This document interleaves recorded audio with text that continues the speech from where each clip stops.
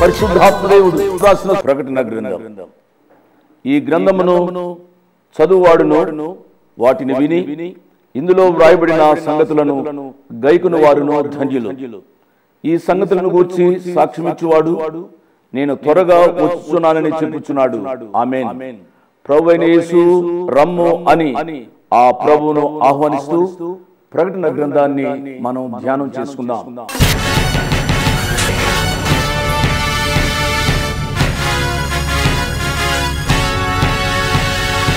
అదిగదిగో కడబూరా రోగునే త్వరలోనా, అదిగదిగో కడబూరా రోగునే త్వరలోనా,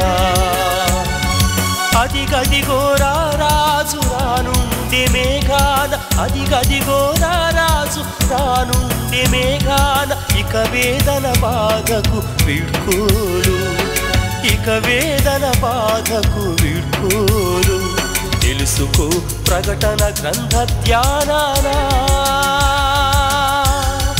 తెలుసుకో ప్రకటన గ్రంథ ధ్యానానా. మానవుని జీవితంలో ఏ పరిస్థితుల్లో ఉన్నా చింత లేని మానవుడు లేకుండా లేరు. కాబట్టి మన జీవితాలు ఏ చింత ఉన్నా మన చింత యావత్తుని తొలగించే దేవుడు, మన తోడుండి మనల్ని ఆశీర్వదించే దేవుడు మన తోడున్నారు అనే ఆత్మీయ సత్యాన్ని తెలుసుకోవాలి అని అంటే ఈ రక్షణ సువార్త విని రక్షణ పొందాలి. ఇంత గొప్ప అవకాశాన్ని సద్వినియోగం చేసుకొని కోట్లాది ప్రజలు రక్షణ సువార్త వినేటట్టు వారు వెళ్ళలేకపోయినా వెళ్ళేలాంటి యేసు అనుచరుల పరిచయం ప్రోత్సహించి బలపరిచిన ఈ దంపతులు మిస్టర్ అండ్ మిసెస్ ఐజక్ గారు మరియు ప్రశాంతి గారు, వారు ఈస్ట్ గోదావరి డిస్టిక్ వాస్తవ్యులు. వారి కొరకు ప్రత్యేకంగా ప్రార్థిస్తాం. ప్రేమ నమ్మకం కలిగిన మా ప్రియ పరలోకపు తండ్రి, జీవం కలిగిన మా దేవ, ఐజక్ గారు ప్రశాంతి గారిని బట్టి మీకు స్తుతులు స్తోత్రాలు చెల్లించుకున్నాం. వారికి ఇచ్చిన బిడ్డలు కుమారుడు జేమ్స్ సుభాకర్, కుమార్తె హ్యానా అనంతలక్ష్మి గారు, మరొక కుమార్తె ఎవలిన్ కిరణ్ కుమారి గారు, మరొక కుమార్తె సిల్వియా శ్రీదేవి గారి కొరకే, వీరి కుటుంబాల కొరకే, అదేవిధంగా ప్రొవా గ్రాండ్ చిల్డ్రన్ బిల్ మనోజ్ వివాహం కొరకే, తస్వి మంచి ఆరోగ్యం కొరకే, ప్రణుతి మరియు తన భర్త పృథ్వీ వారి సంతానం కొరకే ప్రత్యేకంగా ప్రార్థిస్తున్నాం. ఈ కుటుంబాన్ని తండ్రి మీరు నిండుగా మెండుగా దీవించి ఆశీర్వదించమని, వీరి జీవితాల్లో దేని కొరకేదో వారికి చింత కలిగి ఉన్నారు ఆ చింత యావత్తు తొలగించే దేవుడు ఉన్నారు అని ఆత్మీయ అనుభవంలోకి వీరు, అదేవిధంగా వీరు మీ ద్వారా ప్రేరేపింపబడి చేసిన సహాయాన్ని బట్టి ఈరోజు ఎవరైతే ఈ వాక్యం విని రక్షణ తీర్మానం తీసుకోబోతున్నారో, ఎవరైతే ఈ వాక్యం విని రక్షణలో బలపడి ఈ వాక్యం వింటున్న ప్రతి బిడ్డకి మీ ద్వారా ప్రేరేపింపబడిస్తున్న వాగ్దానము తండ్రి, మీరు అడుగుపెట్టు ప్రతి స్థలము మీదగును. ద్వితీయోపదేశ కాండం 11వ అధ్యాయం 24వ వచనం. అదేవిధంగా మీరు ఇస్తున్న ఆజ్ఞ చింతింపకుడి మత్తయి సువార్త 6వ అధ్యాయం 25వ వచనం. తండ్రి మా జీవితాల్లో ఉన్న ప్రతి చింతని తొలగించి మమ్మల్ని ఆశీర్వదించే దేవుడు ఉన్నారు అనే ఆత్మీయ అనుభవంలోకి ఈ వాక్యం వింటున్న ప్రతి బిడ్డ జీవితంలో అనుగ్రహించమని, ఈ వాక్యాన్ని ఈరోజు అనేక ప్రజలు కోట్లాది ప్రజలు వినేటట్టు మీ ద్వారా ప్రేరేపింపబడి సహాయం చేసిన ఈ కుటుంబాన్ని, ఐజక్ గారిని, ప్రశాంతి గారిని, వారి బిడ్డల్ని, వారి గ్రాండ్ చిల్డ్రన్ని నిండుగా మెండుగా దీవించి ఆశీర్వదించమని యేసు నామమున అడిగి వేడుకున్నాం తండ్రి. ఆమేన్. Praise the lord. దేవుని నామానికి స్తోత్రం. అమ్మా బాబు ఎలా ఉన్నారు? ఈ రీతిగా దేవుని వాక్యాన్ని ధ్యానం చేసుకునే తరుణాలు ప్రభు వారు ఇస్తూ ఉన్నప్పుడు దేవుని వాక్యాన్ని వినడం మాత్రమే కాక దేవుని వాక్యానికి విధేయులం కావాలని ప్రభు పేరిట మనవి చేస్తున్నాను. ప్రత్యేకమైన విధానంలో ప్రకటన గ్రంథ ధ్యానాలను ప్రభువారు మనకిస్తూ ఉన్నారు. కాబట్టి ప్రకటన గ్రంథ ధ్యానాలు మనను ఆయన రాకడ కొరకు, ఆయన స్వరూపంలోనికి మనను మరల్చాలి, ఆయన రాకడ కొరకు సిద్ధపరచాలి. కాబట్టి వాక్యాన్ని వింటున్న మనము సిద్ధపరచబడాలి, ఇతరులను సిద్ధపరచాలి. అది దేవుని యొక్క ఉద్దేశం. మనం సిద్ధపరచడం మాత్రమే కాకుండా ఇతరులను సిద్ధపరిచే కృపానుభవాల కొరకై విశ్వాసులుగా ప్రార్థించాలి, ప్రయత్నించాలని ప్రభు పక్షంగా నేను మనవి చేస్తున్నాను. మంచిది, మీ ఆరోగ్యాలు బాగా ఉన్నాయని అనుకుంటున్నాను. ఎవరైనా అనారోగ్యంగా ఉన్నా, మన ప్రియులు ఆసుపత్రుల్లో ఎవరైనా ఉన్నా దయచేసి యేసు అనుచరుల కార్యాలయానికి రాయండి, లేక ఫోన్ చేయండి. మీ కొరకు ప్రత్యేకముగా ప్రార్థన చేస్తాం. పిల్లరా, దేవుడు మన యొక్క జీవితాల్లో అద్భుతం చేయాలి అనగా మన జీవితాలు ఆయన వాక్యానికి అనుగుణ్యమైన రీతిగా జీవించాలని పదే పదే నేను చెబుతున్నాను. కాబట్టి వాక్య ధ్యానంలోనికి వెళ్ళడానికి ముందుగా నా ప్రియ తమ్ముడు, నా ప్రియ చెల్లెమ్మ, మీరు రక్షింపబడ్డారా? ఎందుచేత మీ కుటుంబాల్లో అలజడి, శాంతి లేదు, సమాధానం లేదు? ఎందుచేత మీ జీవితాల్లో అసంతృప్తి? భర్తగా నీ భార్యను ప్రేమించలేవా? భార్యగా నీ భర్తకు లోబడలేవా? ఎందుకమ్మా తగువులాటలు మీ యొక్క జీవితంలో? మన యొక్క జీవితాలు మన బిడ్డలకు మాదిరికరమైన జీవితాల చెప్పండమ్మా. యవ్వన బిడ్డలతో మాట్లాడుతున్నప్పుడు ఏమి చెప్పను? నా తల్లి, నా తండ్రి, మా అమ్మ, మా నాయన, మా డాడీ, మా మమ్మీ వారు ఎన్నడూ సమాధానంగా ఉండరు. ఎప్పుడు చూసినా కొట్టుకుంటూనే ఉంటారు, తిట్టుకుంటూనే ఉంటారు. ఏ రీతిగా మేము జీవితాలు సాగించాలని యవనస్తులు ప్రశ్నిస్తున్నారే, యవనస్తుల జీవితాలకు ప్రశ్నలకు సమాధానం ఎవరమ్మా? నీవు కదూ. జాగ్రత్తగా ఉండాలని ప్రభు పేరిట నేను మనవి చేస్తున్నాను. ప్రకటన గ్రంథ ధ్యానాలు మన యొక్క జీవితాలను మలుపులోనికి తీసుకురావాలని ప్రభు పేరిట నేను ఆశపడుతున్నాను. ఎందుచేతనగా ఆయన త్వరగా వస్తున్నాడు. ఇదిగో నేను త్వరగా వచ్చుచున్నవాడు ఆలస్యం చేయక వచ్చే దినాల్లో జీవిస్తూ ఉన్నాం. ఆయన వచ్చేటప్పటికి నువ్వు మారు మనసు పొందకపోతే నిత్య నాశనం, నిత్య నరకాగ్నికి వెళ్ళవలసి వస్తుంది. ఎప్పుడు వస్తాడో తెలియదండి. కనురెప్ప పాటున ఆయన వచ్చేయడానికి అవకాశం ఉంది. మనం అనుకోనని గడియలలో రావడానికి అవకాశం ఉంది. ఎవరెవరో ఏమేమో చెబుతున్నారు. తారీఖులు, సంవత్సరాలు నిర్ణయించిన వారందరూ నిరాశపడ్డారు. కానీ దేవుని యొక్క వాక్యం సెలవిస్తుంది త్వరగా వస్తూ ఉన్నాడు. కాబట్టి ఆయన రాకడ కొరకు సిద్ధపాటుతో ఉండాలని దేవుని యొక్క వాక్యం సెలవిస్తోంది. మంచిది. దేవుని యొక్క వాక్య ధ్యానంలోనికి వెళదాం. ముందుగా ప్రార్థన చేసుకుందాం. తలలో వంచండి, కళ్ళు మూసుకునండి. వీలున్న వారందరూ దయచేసి మోకరించండి.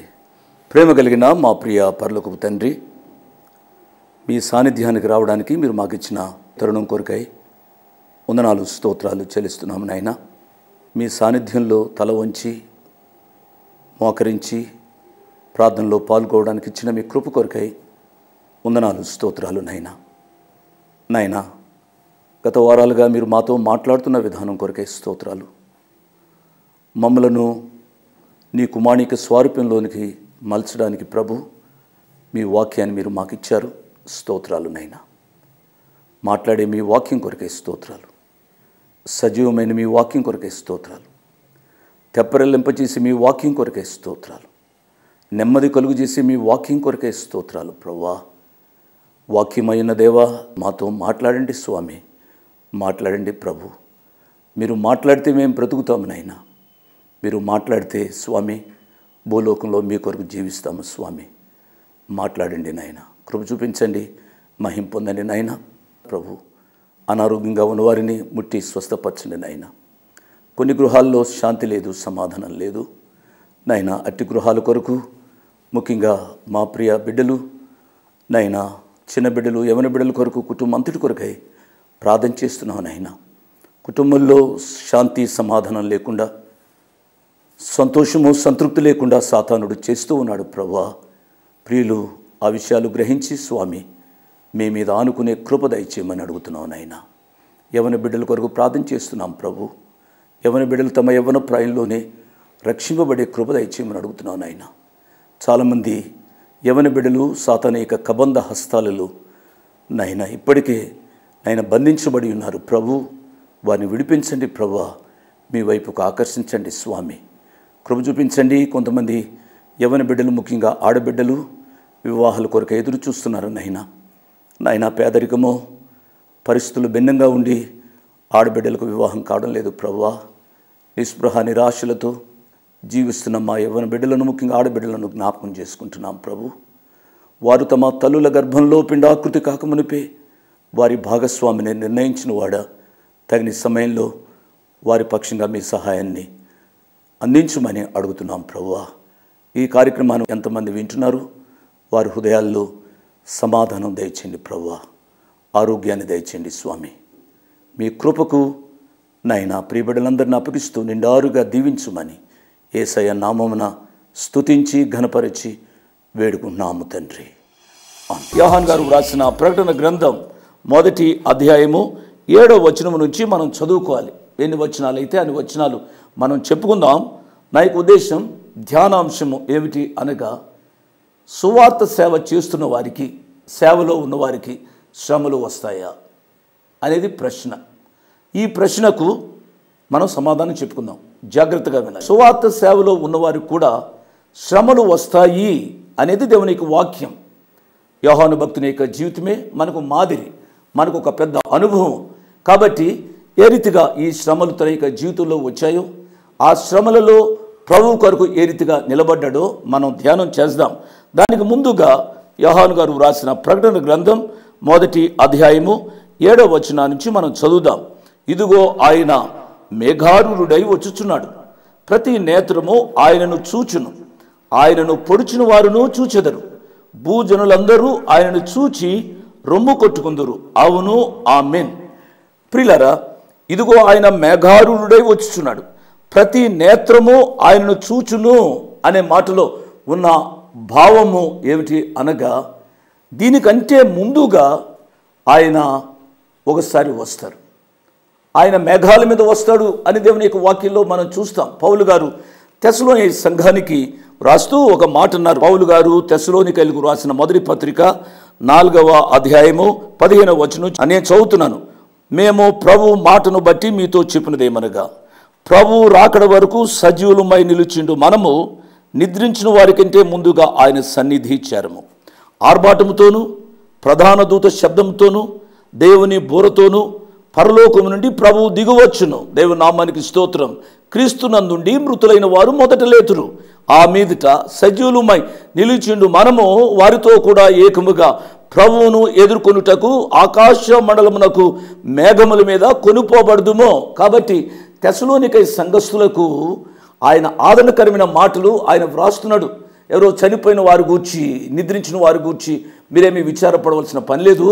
ఒకనొక దినాన్ని ప్రభువారు తన బిడ్డల కొరకు రాబోతున్నాడు అనగా, ఇంకొక మాటలో చెప్పాలి అనగా, ఆయన తను ప్రేమించి ఎవరి కొరకు రక్తం కాచారో ఆ రక్తం చేత కనిన బిడ్డలు సంఘం కొరకు ఆయన రాబోతున్నాడు.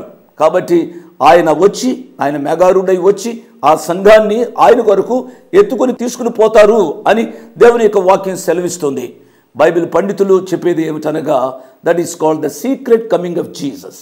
యేసు ప్రభువారు మధ్యాకాశంలోనికి ప్రపంచానికి తెలియకుండా, అందరికీ తెలియకుండా, తన విశ్వాసులకు తన సంఘానికి తెలిసే రీతిగానే ఆ ప్రభువారు మధ్యాకాశంలోనికి వస్తారు. ఎత్తుకొని పోబడుట అనేది దాని యొక్క అర్థం. ర్యాప్చర్ అనే మాట ఇంగ్లీష్ బైబిల్లో కనబడకపోయినా తెలుగులో మనం చూచింది ఏమిటి అనగా, ఆ సంఘాన్ని ఆయన తీసుకోవడానికి లేక ఆకర్షించడానికి ఆ ప్రియ ప్రభు రాబోతున్నారు. It was a great privilege for a believer, for the church. కాబట్టి భూలోకంలో సంఘానికి గొప్ప ఆధిక్యత అనే విషయాన్ని నేను జ్ఞాపకం చేస్తున్నాను. కాబట్టి నువ్వు రక్షింపబడి సార్వత్రిక సంఘంలో అనగా ఏ సంఘం కొరకు ఆ ప్రభువారు రాబోతున్నారు ఆ సంఘంలో సభ్యునిగా ఉండడం అనేది నీ జీవితంలో గొప్ప భాగ్యము అనే విషయాన్ని నేను జ్ఞాపకం చేస్తున్నాను. నేను 2వ పాయింట్లోనికి వెళ్ళడానికి ముందుగా ఒక ప్రశ్న. ప్రియ తమ్ముడు, ప్రియ చెల్లెమ్మ, నువ్వు రక్షింపబడ్డావా? వాక్యం వింటున్నా ప్రియ బాబు, ప్రియ పాప, నువ్వు రక్షింపబడ్డావా? నువ్వు రక్షింపబడకపోతే నా మనవి ఏమిటి అనగా, ఇది ఏ అనుకూల సమయం, ఇదే రక్షణ దినం. ఇటువంటి దినం మరలా నీ యొక్క జీవితంలో వస్తుందో లేదో నాకు తెలియదు, నీకు తెలియదు. మరుక్షణం ఏమి జరుగుతుందో నీకు తెలియదు, నాకు తెలియదు, నిన్ను కన్న తల్లిదండ్రులకు తెలియదు. ఎంతోమంది అరే కాలేజీకి వెళుతున్నాడు ఎలా చనిపోయాడు, లేక డ్యూటీకి వెళుతున్నాడు ఎలా చనిపోయాడు, ఇప్పుడే చూచాను అప్పుడే ఇంటికి శవంగా మారి వచ్చాడా అని అన్నవారిని మనం ఎరుగుదామా అండి. కాబట్టి సమయం ఉండగానే రక్షింపబడాలని ప్రభు పేరిట నేను జ్ఞాపకం చేస్తున్నాను. ఇక్కడ చదవబడిన మాట, ఇదిగో ఆయన మేఘారూఢుడై వచ్చుచున్నాడు, ప్రతి నేత్రము ఆయనను చూచును, ఆయనను పొడిచిన వారును చూచెదరు, భూజనులందరూ ఆయనను చూచి రొమ్ము కొట్టుకుందురు. కాబట్టి యేసు ప్రభువారు అందరికీ కనబడే రీతిగా వస్తారు. ఇక్కడ చెప్పిన మాట, ఆయనను పొడిచిన వారును చూచెదరు అనగా ఇశ్రాయేలు జనాంగం, ప్రత్యేకంగా యూదులు ఆయనను ఎన్ని హింసలు పెట్టారో మనకు తెలుసును అండి. దేవునికి వాక్యం సెలవిస్తుంది. వారు కూడా చూచే అనుభవం ఆయన రాకడలోని 2వ మెట్టు అనే విషయాన్ని నేను జ్ఞాపకం చేస్తూ ఉన్నాను. కాబట్టి వచ్చుచున్నవాడు త్వరగా వస్తున్నాడు, ఆలస్యం చేయక వస్తూ ఉన్నాడు. ఇదే భావాన్ని సొలొమోను పరమగీతంలో వ్రాసారు అండి. పరమగీతము 2వ అధ్యాయము 8వ వచనంలో చూస్తే ఈ రీతిగా కనబడుతుంది. చూడండి, ఆలకించుడి, నా ప్రియుని స్వరము వినబడుచున్నది, ఇదిగో అతడు వచ్చుచున్నాడు, గంతులు వేయచ్చు, కొండల మీదను ఎగసి దాడుచు మెట్టల మీదను అతడు వచ్చుచున్నాడు. ప్రభువారు వస్తూ ఉన్నారు అని సత్యాన్ని జ్ఞాపకం చేసుకున్న వాళ్ళని ప్రభుపేట మనవి చేస్తున్నాడు. ఎలా వస్తున్నాడు అనగా, ఏ ఒలీవల కొండపై ఆ ప్రియ ప్రభు ఆరోహణమైనాడో అదే ఒలీవల కొండపైకి ఆయన వస్తున్నాడు అని దేవుని యొక్క వాక్యం సెలవిస్తోంది. కనుక ఆ లూకా గారు వ్రాసిన అపోస్తలుల కార్యముల గ్రంథం 1వ అధ్యాయము 9వ వచనం 10వ వచనాన్ని చదువుతున్నాను. ఈ మాటలు చెప్పి వారు చూస్తూ ఉండగా ఆయన ఆరోహణమాయను. అప్పుడు వారి కన్నులకు కనబడకుండా ఒక మేఘము ఆయనను కొనిపోయెను. ఆయన వెళుచూ ఉండగా వారు ఆకాశం వైపు తేరుచుచుండిరి. ఇదిగో తెల్లని వస్త్రములు ధరించుకున్న 2 మనుషులు వారి యొద్ద నిలిచి, గలిలయ మనుషులారా, జాగ్రత్తగా వినాలి, మీరెందుకు నిలిచి ఆకాశం వైపు చూస్తున్నారు? మీ యొద్ద నుండి పరలోకమునకు చేర్చుకొనబడిన ఈ యేసే ఏ రీతిగా పరలోకమునకు వెళ్ళుట మీరు చూచితురో ఆ రీతిగానే ఆయన తిరిగి వచ్చినని వారితో చెప్పెను. దేవుని నామానికి స్తోత్రం. మనవి చేస్తున్నాను. అమ్మా, యేసు ప్రభువారు మరియమ్మ ఒడిలోనికి వచ్చారు. దిక్కులేని వానిగా ఆయన పశువుల తొట్టెలో ఆయన పరుండబెట్టబడ్డారు. పొత్తుగుడ్డలతో చుట్టబడ్డారు. పేదరికాన్ని అనుభవించారు. గొర్రె పిల్లగా సాధువుగా ఆయన జీవించారు. ఇక ఆయన ఆ రీతిగా రాడు. దయచేసి జ్ఞాపకం చేసుకోవాలి. యూదా గోత్రపు సింహముగా ఆయన రాబోతున్నాడు. ఆ ప్రియ ప్రభువును ఎదుర్కోవడానికి నీకు ఆ కృపా ధైర్యము కావాలని ప్రభు పక్షంగా నేను మనవి చేస్తూ ఉన్నాను. ఆ కృపా ధైర్యము నీకు కలగాలి అనగా ఒకే ఒక మాట నేను చెప్పేది ఏమిటి అనగా, మన యొక్క జీవితాల్లో రక్షణ అనుభవం కావాలి. పాపము నుండి, శాపము నుండి మనను విడిపించే ఆ ప్రియ ప్రభు ఉచితముగా అనుగ్రహించే ఆ కృపకు, రక్షణకు అర్హులము కావాలని ప్రభు పక్షంగా నేను మనవి చేస్తున్నాను. మంచిది. 8వ వచనం, అల్ఫయు ఓమెగయు నేనే, వర్తమాన భూత భవిష్యత్ కాలములలో ఉండువాడును నేనే అని సర్వాధికారియు దేవుడు నగు ప్రభు సెలవిచ్చుచున్నాడు. గ్రీకు భాషలో అల్ఫా మొదటి అక్షరం, ఓమేగా చివరి అక్షరం, ఆది అంతము. యేసు ప్రభువారు ఆది అంతమై ఉన్న దేవుడు. దయచేసి కాబట్టి is the beginning, is the ending, is the end. Pillar సర్వాధికారి అనే మాట మనం చూసినట్లయితే ఆది కాండము 17వ అధ్యాయం 1వ వచనంలో సర్వశక్తి కలిగిన దేవుడను అని అంటాడు. ఆయన సర్వాధికారి, సర్వశక్తి ఆయనలో గుప్తమైనది అనే సత్యాన్ని మనం గ్రహించాలి. ఆయన సర్వాధికారి. దేని మీద సర్వాధికారి? ఆయన పాపములు క్షమించే అధికారం కలిగినవాడు. దేవుని నామానికి స్తోత్రం. పాపములను క్షమించేవాడు ఎంత గొప్పవాడో నువ్వు గ్రహించాలి. ఎన్ని పాపాలు చేసినా ప్రియులారా, నా దగ్గరకు వచ్చేవారిని నేను ఎంత మాత్రమునూ త్రోసివేయను. కాబట్టి మనం ఎంత పాపులమైనా, ఎన్ని పాపాలు చేసినా క్షమించడానికి ఇష్టపడే సర్వాధికారి దగ్గరకు రమ్మని మరొకసారి నేను బ్రతిమలాడుతూ చెబుతున్నాను. అంత మాత్రమే కాదు, పాపములను క్షమించే అధికారం కలిగిన వాడు. మత్తయి సువార్త 9వ అధ్యాయం 6వ వచనం, సృష్టి మీదను సర్వ శరీరుల మీదను అధికారం కలిగిన వాడు. యోహాను సువార్త 17వ అధ్యాయము 6వ వచనం, సమస్త రోగములపై అధికారం కలిగిన వాడు. దయచేసి ఆయన బాగు చేయని రోగమంటూ లేదు. ఒక సత్యాన్ని గమనించాలి. ఆయన బాగు చేస్తాడు అని చెప్తున్నారు కదా. చాలామంది పాస్టర్స్ గొప్పవారు ప్రార్థన చేశారు, నా రోగం పోలేదు అనుకుంటావేమో. ఆ సత్యం నేను చెప్తాను, కొన్ని నిమిషాలు నువ్వు ఓపిక పెడితే నేను చెప్తాను. ఆయనకున్న అధికారం, సమస్త రోగములపై అధికారం ఉంది. మత్తయి సువార్త 10వ అధ్యాయము 1వ వచనం. 4వది, ప్రాణమిచ్చుటకు ప్రాణము తీటకు అధికారము కలిగిన వాడు. యోహాను సువార్త 10వ అధ్యాయము 18వ వచనం. పాతాళంపై అధికారం ఉన్నవాడు. ప్రకటన గ్రంథం 1వ అధ్యాయము 18వ వచనం, మరణము యొక్కయు పాతాళము యొక్కయు తాళపు చెవులు నా స్వాధీనంలో ఉన్నవి. 6వది, అందరికీ తీర్పు తీర్చుటకు అధికారం కలిగిన వాడు. ప్రియులారా, యోహాను సువార్త 5వ అధ్యాయము 27వ వచనం. ఇవి ఆయన సర్వాధికారి అని రుజువు చేయడానికి చెప్పబడిన వచనాలు ఇవి. దయచేసి మీరు అర్థం చేసుకునండి. ఆ సర్వాధికారి నా దేవుడు, ఆ సర్వాధికారి నా రక్షకుడు అనే అనుభవం నీ యొక్క జీవితంలో ఉండాలి కదూ. పలానా వారు, పలానా గొప్పవారు నాకు తెలుసును అని అంటే ఎంత స్వేచ్ఛగా ఉంటావు నీవు.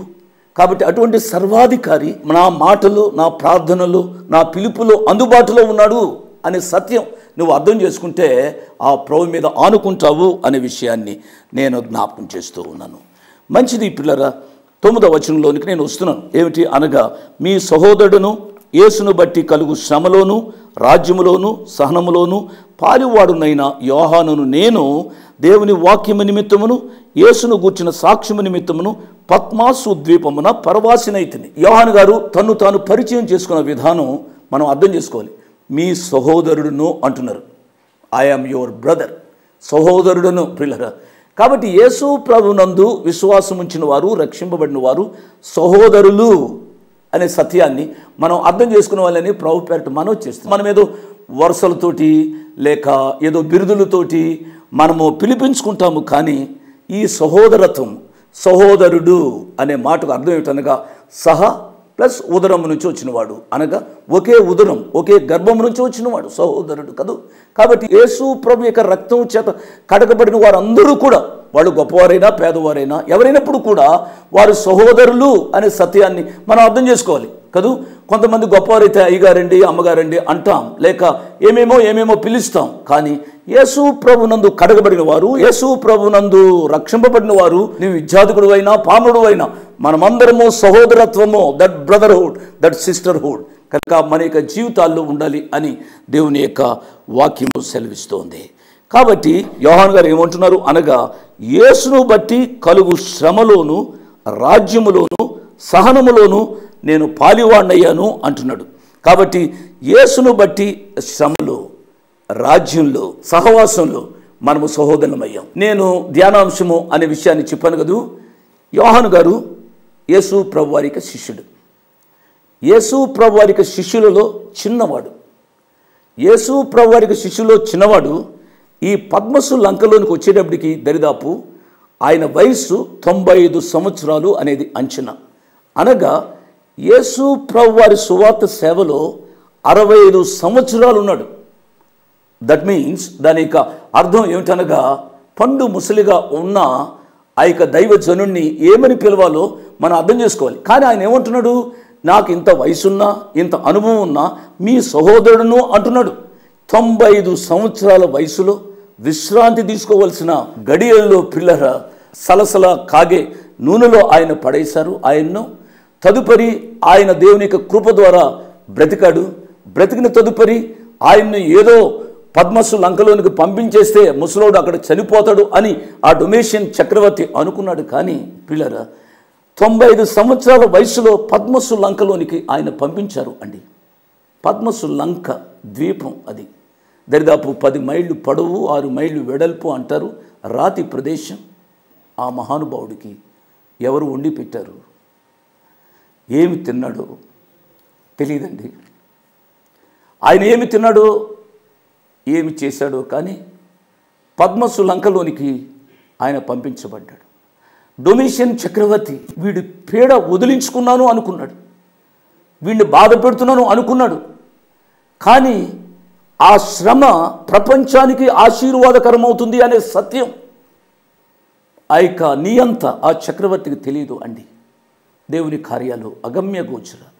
అమ్మ, అది శ్రమ కానీ ఇది ఆశీర్వాదంగా మార్చబడింది అనే విషయాన్ని నేను జ్ఞాపకం చేస్తున్నాను. శ్రమలు మన యొక్క జీవితాల్లో కలిగే ఆశీర్వాదాలు.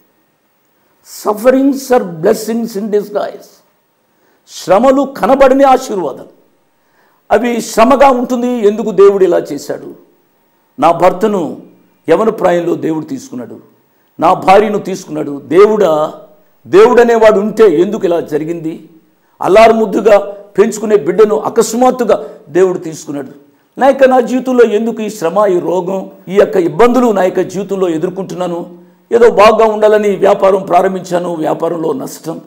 జీవితంలో ఇన్ని పరిస్థితులు నా యొక్క జీవితంలో కలుగుతాయా అని మనము ఆవేదన చెందడానికి అవకాశం ఉంది. బికాస్ మనము మనుష్య మాత్రులం కాబట్టి మనము ఆ రీతిగా అనుకోవడానికి అవకాశం ఉంది. కానీ అమ్మ, బాబు, నీ కొరకు నా కొరకు ఆదరణకరమైన వాక్యాన్ని ఇచ్చారు.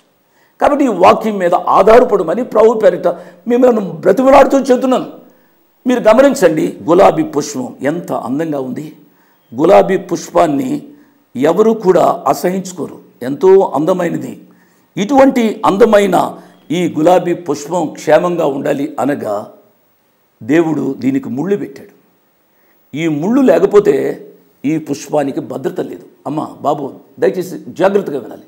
ఎందుకు చేతననగా నీ జీవితంలో కూడా ముళ్ళు వంటి శ్రమలు నీ యొక్క జీవితంలో కలుగుతాయి. ఎందుకు చేతననగా నువ్వు క్షేమంగా భద్రంగా ఉండాలి అని అంటే ముళ్ళు వంటి శ్రమలు నీ యొక్క జీవితంలో ఉండాలని ప్రభు పక్షంగా నేను మనవి చేస్తూ ఉన్నాను. కాబట్టి శ్రమలు నీకు శాపాలు కాదు. శ్రమలు నీకు ఆశీర్వాదకరాలు అనే సత్యాన్ని నువ్వు గ్రహించినట్లయితే నీవు ఏమాత్రము బాధపడటానికి వీలు లేదు అనే విషయాన్ని జ్ఞాపకం చేస్తున్నాను. ఒక మాట నేను చెప్తున్నాను, ఇది చెప్పడం సులువు, అనుభవించవలసి వచ్చినప్పుడు ఇది చాలా కష్టంగా ఉంటుంది. శ్రమల గురించి ప్రసంగాలు చేశారు, అనేక మందిని ఆదరించారు, వారు అనేక మందిని ధైర్యపరిచారు. కానీ వారి జీవితంలో శ్రమల గుండా వెళ్ళవలసి వచ్చినప్పుడు వారెంత కృంగిపోయారో తెలుసును అండి. కాబట్టి దేవుని వాక్యమే మనకు ఆదరణ అనే విషయాన్ని నేను జ్ఞాపకం చేస్తున్నాను.